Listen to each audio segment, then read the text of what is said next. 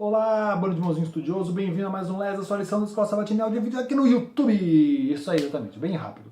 E vamos lá, estamos no quarto trimestre de 2016, você já sabe, estamos falando sobre o livro de Jó, estamos na nossa terceira semana, estamos falando sobre temer a Deus. Jó tinha motivos ou não? O que você acha? Você decide, certo? E vamos lá, o nosso verso temático da semana, último dia da semana que eu vou falar, porque para você decorar, tá em Jó capítulo 2, verso 10, que então Jó disse em resposta: falas como uma louca, por um acaso não recebemos todo o bem de Deus e não receberíamos também então por ele também o mal? Em diz tudo isso, não blasfemou Jó com seus lábios. Obviamente eu dei uma leve adaptada, mas o cerne da questão está mantido, estamos falando decor. Espero que você também esteja fazendo isso.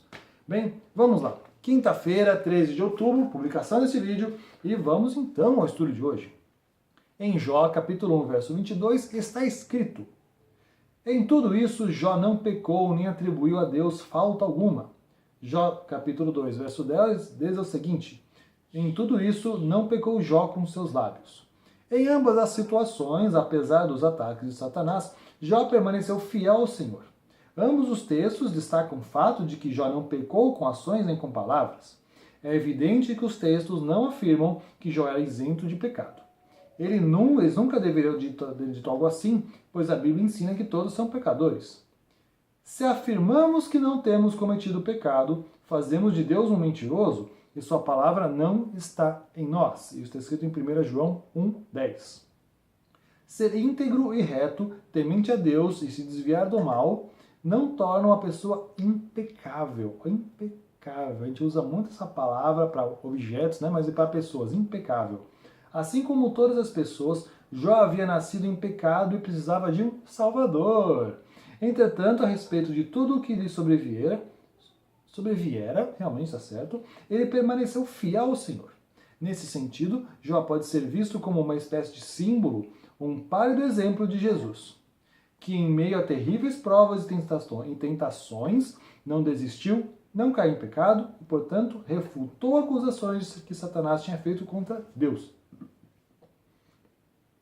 Obviamente, o que Cristo fez foi muito maior do que Jó fez, mais grandioso e mais importante.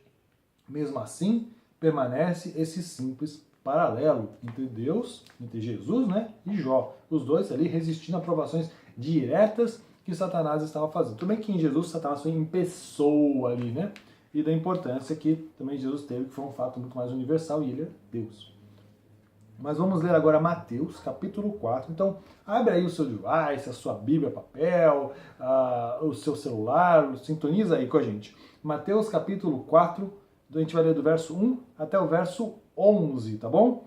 E como a experiência de Jó se reflete no que ocorre neste texto. Opa, então temos uma situação que pode refletir a como era a situação de Jó, e está no Novo Testamento? Essa eu não lembro, hein? Jó capítulo 4, versos 1 até verso 11. A seguir foi Jesus levado pelo Espírito ao deserto para ser tentado pelo diabo. Estávamos falando da tentação de Cristo.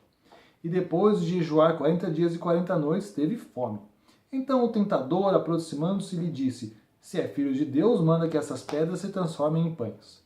Jesus, porém, respondeu: está escrito, não só de pão viverá o homem, mas de toda a palavra que procede da boca de Deus.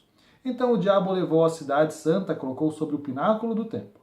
Ele disse: se és filho de Deus, atira-te abaixo, porque está escrito: aos seus anjos ordenará a teu respeito que te guardem, e eles te sustentarão pelas mãos para que não tropeces em nenhuma pedra. Respondeu-lhe Jesus: também está escrito: não tentarás o Senhor teu Deus. Levou ainda o diabo a um monte muito alto, mostrou-lhe todos os reinos do mundo e a glória deles. Ele disse: tudo isto te darei, se prostrado me adorares. Então Jesus ordenou: retira-te, Satanás, porque está escrito: ao Senhor teu Deus adorarás, e só a ele darás culto. Com isso deixou o diabo, e eis que vieram anjos, e então o serviram. Certo? Então a gente tem as tentações de Cristo no deserto. Então, com a experiência de Jó se reflete no que ocorre nesse texto. A gente tem Jesus ali no momento de total abandono. E o cara não come, o cara está sozinho, faz 40 dias num deserto e vem no momento ali aquela tentação. Ou seja, Jó se encontrava sozinho, Ele não tinha mais filhos, ele não tinha mais servos que fizessem o serviço para ele.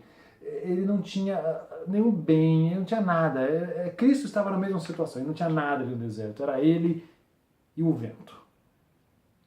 E você tem ali esse momento, e vem Satanás, então vem as tentações, vem muita coisa, você tem a esposa de Jó falando para ele, e você tem, no caso, Satanás também vindo no caso de Cristo. E você tem, então, uma certa comparação, como a gente já falou, bem pálida, conforme o texto disse, de que como seria, no caso, Jó foi tentado nesse momento de fraqueza, o pior possível, e Cristo foi no pior possível. Não tinha ninguém, não tinha os discípulos, ele não conseguia dar uma lição para ninguém. Ele estava ali mostrando realmente, era ele, Satanás, mostrando para todos os seres celestiais, os outros mundos, sobre como realmente era Jesus e a integridade dele naquele momento. Jó era a mesma coisa. Quando estava ele e a esposa falou, qual é, amaldiçoa a Deus, por que ele não cedeu e não falou? Era só ele e a esposa, era só os dois, entendeu? Quem ia ver? Quem ia saber? Então Jó tinha uma noção de Deus, Jó sabia quem era Deus, ele sabia, portanto, dado que ele sabia e realmente conhecia como Deus era, ele sabia que não deveria falar mal de Deus, porque não era o correto a se fazer. Não era o correto, não ia ser justo no que ele estava fazendo. Certo? É interessante, às vezes, a gente reconhecer Deus como todo-poderoso, onisciente, e a gente culpá-lo pelas coisas que acontecem. Se essa pessoa onisciente que você crê, com o qual você é cristão, não faz sentido você culpar a Deus pelo que acontece com você de ruim. Jó está aí para mostrar, deixa muito claro. Bem, vamos lá. A gente é humano, a gente erra, por isso que a gente é pecador, por isso que a gente tem que se arrepender, certo? Por isso que a gente precisa de Deus, afinal de contas. Embora estivesse num ambiente terrível, o seu corpo enfraquecido pela privação de alimento, Jesus, em sua humanidade, em semelhança de uma carne pecaminosa, não fez o que o diabo queria que ele fizesse, assim como Jó também não havia feito. E assim como Satanás desapareceu de cena depois do que aconteceu com Jó, também foi o que aconteceu quando Jesus resistiu às tentações, certo? E as Escrituras nos dizem, com isso deixou o diabo. No entanto, o que Jesus enfrentou no deserto foi apenas o começo. Seu verdadeiro teste seria na cruz. E ali também, apesar de tudo o que ele havia passado, Jesus permaneceu também fiel até a morte.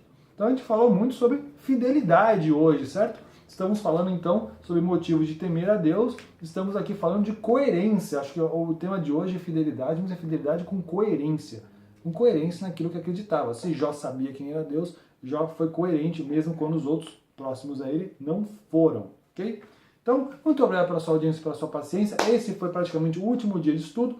Sexta-feira, amanhã, nós falaremos ainda sobre este tema, mas falaremos mais um epílogo, fazer um fechamento e colocar umas minhoquinhas. Eu espero que consigamos colocar umas minhoquinhas na sua cabeça para você gastar um tempo meditando no assunto, ok?